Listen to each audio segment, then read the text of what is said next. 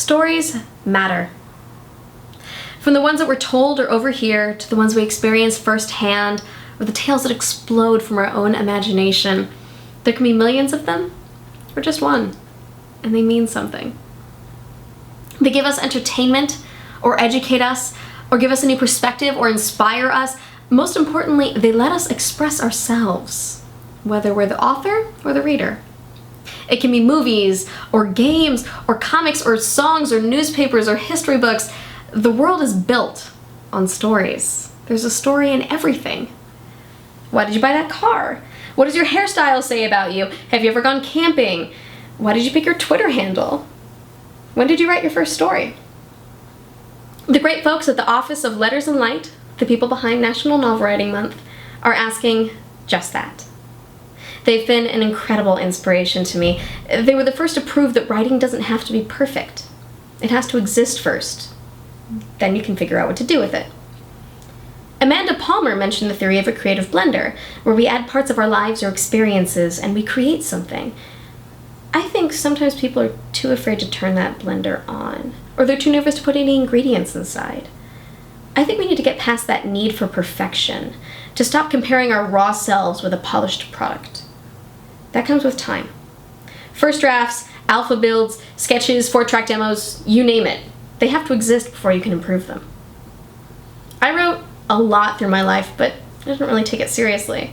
I wanted to be something new and different and creative every day, and I didn't think that author was anything more than a passing fancy until I was writing in secret notebooks, or on role-playing forums, or songs with no melody, or taking class assignments way too far. The first thing I truly remember writing, was an assignment in 3rd grade where we picked an emotion and we described it in senses. Of the 5-line poem, I only remember 2 lines of it, the first and the last. So I decided to go back and paint between the lines of what I think my then 8-year-old self would have considered the apex of happiness. The interesting thing is that this wasn't a personal poem. I had written it objectively, or else the whole thing probably would have been about cats and dinosaurs. So here it is, Happiness by Little Nika Harper. Happiness is yellow. It sounds like joyful laughter. It smells like sun-warmed flowers. It tastes like sweet, cold lemonade. Happiness feels like a butterfly landing on your finger. I took some liberties in rewriting it, but I was 8. I'm still shocked that I remember it. I remember that people liked it a lot. And I remember being jealous of my friend's awesome poem, which suitably was on the topic of jealousy. All of these things are stories. Interacting with stories creates new stories. We drown in stories every day.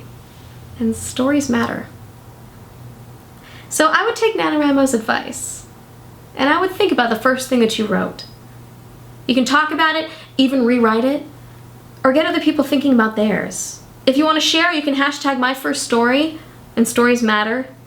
And hopefully you'll keep challenging yourself to express these things. That's what my vlog, Wordplay, and National Novel Writing Month are all about. Get creative, get expressive, and write on.